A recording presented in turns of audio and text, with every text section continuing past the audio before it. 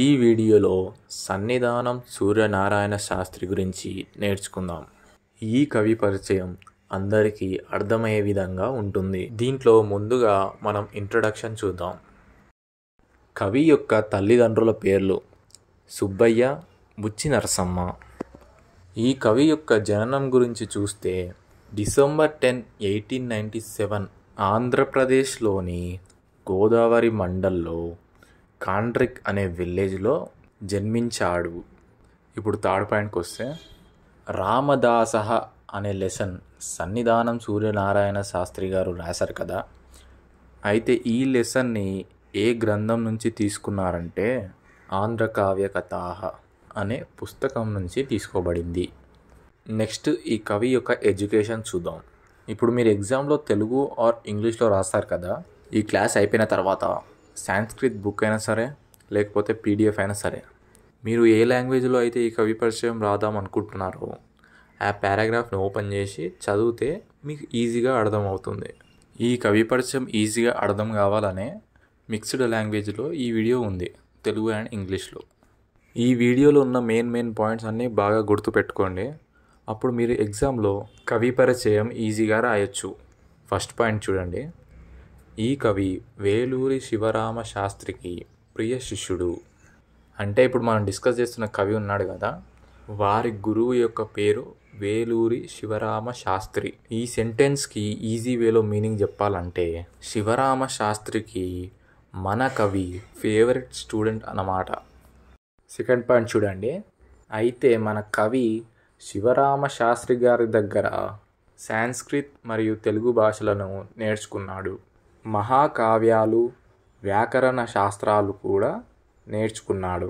ఇవన్నీ ఎవరి దగ్గర నేర్చుకున్నాడంటే తన గురువు గారైన శివరామ శాస్త్రి గారి దగ్గర. నెక్స్ట్ పాయింట్ చూడండి. అయితే మన కవి ఇవి నేర్చుకున్న తర్వాత స్టడీస్ కోసం తిరుపతికి మరియు చెన్నైకి వెళ్ళాడు. మనకి జనరల్గా ఈ ప్లేసెస్ ఎక్కడున్నాయో తెలుసు. తిరుపతి అంటే ఆంధ్రప్రదేశ్లో ఉంటుంది, చెన్నై అంటే తమిళనాడులో ఉంటుంది. మీరు తిరుపతి అండ్ చెన్నై రాస్తే సరిపోతుంది. ఇప్పుడు మనం లాస్ట్ పాయింట్ చూద్దాం. మన కవి ఏ ఎగ్జామ్లో పాస్ అయ్యాడో ఇక్కడ చూడొచ్చు. శిరోమణి, విద్వాన్, ఇంకా వేరే ఎగ్జామ్స్. ఈ పరీక్షలలో మన కవి పాస్ అయ్యాడు.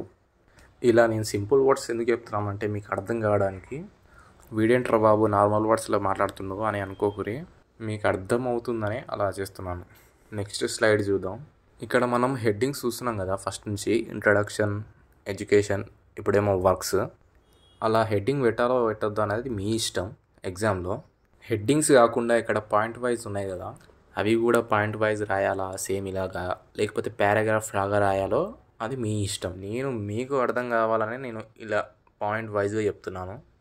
ఎందుకంటే ఈ వీడియో మెయిన్ ఇంటెన్షన్ ఈ కవి పరిచయం మీకు అర్థం కావాలని, అండ్ ఎగ్జామ్ ముందు రోజు కూడా మెయిన్ పాయింట్స్ మీరు రివైజ్ చేయడానికి ఈజీగా ఉంటుందని. ఇక్కడ పాయింట్స్ ఎక్కువ గుర్తుండవు, నాకు సగం కూడా గుర్తుండవు అనుకునే వాళ్ళు పాయింట్స్ లాగా అస్సలు రాయకండి, పారాగ్రాఫ్ లాగా రాయండి.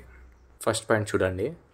కవి హైదరాబాద్లో తెలుగు అండ్ సాంస్క్రిట్ టీచర్గా 50 yearsగా వర్క్ చేశాడు.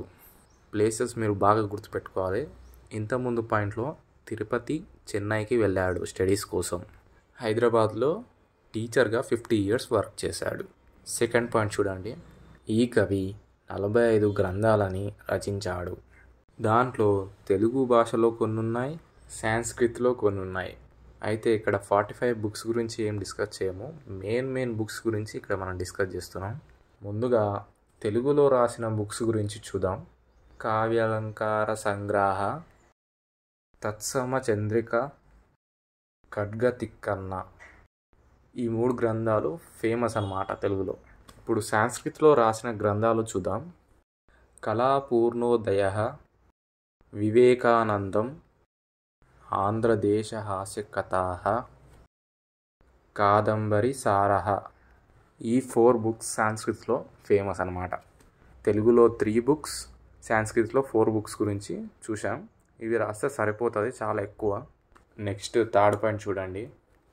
కవి యొక్క రచనలు ఎలా ఉన్నాయో ఇక్కడ చెప్తున్నాడు చూడండి. కవి రచనలలో వర్ణనా చాతుర్యం, భాష సౌందర్యం, భావ వైచిత్ర్యం, శాస్త్ర పాండిత్యం ఇవన్నీ కవి యొక్క రచనలో ఉంటాయి కాబట్టి కవి యొక్క రచనలు అద్భుతంగా ఉంటాయి. లాస్ట్ పాయింట్ చూడండి. ఈ కవి అందరి పండితుల మెప్పు పొంది విద్యారత్న అనే బిరుదు పొందాడు. ఇది అన్నమాట మన కవి పరిచయం. మీరు ఈ కవి పరిచయం ఎన్నిసార్లు చూసినా అన్నిసార్లు రివైజ్ అవుతున్నట్టే. అందుకనే ఈ కవి పరిచయం చాలా బాగా రివైజ్ చేసి ఎగ్జామ్కి వెళ్ళండి. సరే మామ, ఉంటాం అలా.